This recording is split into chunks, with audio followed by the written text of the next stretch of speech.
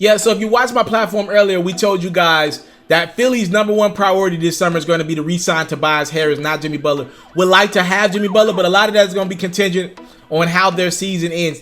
If Philly got to the finals and won a couple games against Golden State, obviously they'll likely have to re-sign both Tobias Harris and Jimmy Butler. But if they fall short of that, let's say they get eliminated in the first, second round, I think they're going to re-sign Tobias and then go try to find another piece that maybe fits better from a chemistry standpoint. There have been chemistry issues between Ben Simmons and Joel Embiid. It's not like they're arguing a lot, but Jimmy's one of those guys who doesn't get along with a lot of guys. He's also one of those guys who just kind of does his own thing, kind of goes by the beat of his own drum. Nothing's wrong with that. He just doesn't get along with a lot of guys. I just was told that Ben Simmons and Joel Embiid and Jimmy Butler are just all three different guys. It's enough. Philly's having enough problems trying to get Ben Simmons and Joel Embiid on the same page.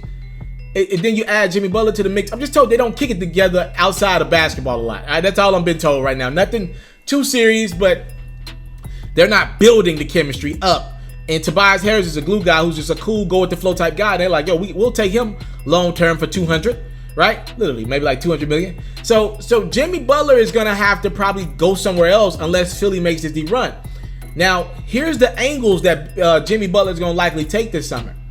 First off, I believe Jimmy Butler is going to be one of these guys that won't be the first domino to fall. Like, I don't think any team's going to offer him the super max or the most money that they can offer him until we see Kevin Durant and his situation play out, or a Kawhi Leonard at least, right? So Kevin Durant or Kawhi or even maybe a Kyrie Irving.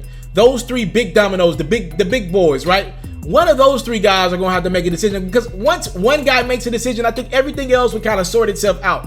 Once Kevin Durant makes a decision, all the free agency is going to be sorted out, right? Like that, if Kevin Durant stays in Golden State, then I'm inclined to believe that Kyrie probably will have to be forced to stay in Boston, right? Or if Kevin Durant decides to go to New York, I'm thinking Kyrie might go to New York.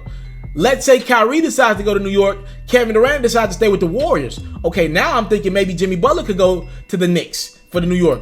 Or maybe Kyrie decides to go to Brooklyn. I'm thinking Jimmy might follow him there. Or hell, if Kawhi goes to the Clippers, here's a far-fetched scenario where Kawhi goes to the Clippers and Jimmy Butler follows him there.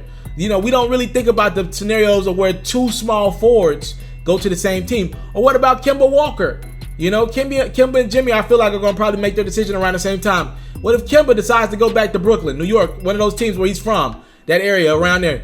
And what if Jimmy follows him? I don't believe Jimmy's going to be the first domino to fall. I think Jimmy's got three teams that he's probably going to likely end up with: the Los Angeles Clippers, the Brooklyn Nets, or the New York Knicks. And all three of these teams are going to pay for him if they just want to wait to see if they can get something better than him and then kind of fall back on him as a backup plan. I think he's like a B plan. Obviously, I told you the 3 A plans, and I think guys like DeMarcus Cousins are that C plan. So I fit Jimmy and Clay and Kemba in the B plan, the high B plan, but they're still Bs compared to Kyrie, KD, and Kawhi, who are going to control free agency, not just because of their decision and their talent, but because what comes with their decision, other guys influenced by what they're doing. I think that's how it's going to go. The dominoes are going to fall. Because if Clay leaves Golden State, let's be honest, he likely is going to end up a Laker. I don't see Clay leaving the West Coast. So I don't think Clay's really looking at what Jimmy Butler does or what Kevin Durant does. I think he leave Golden State only if Golden State didn't pay him, and the Warriors are going to pay him. So that's the scenario. Look out for Jimmy Butler to be looking at the Knicks, the Nets, and the Clippers. But all those plans are contingent on what other guys have going on this summer. I came from nothing, but I want everything God has for me. I interview celebrities. I talk sports. I still represent the culture. I got the kids. You are now tuned in. Yo, we locked in right now, Mr. Mr.Taliaferro. Mr.Taliaferro. Shout out to Mr.Taliaferro. You're watching Mr.Taliaferro TV. Mr.Taliaferro TV. Here with the triple B's. You can't do nothing but win.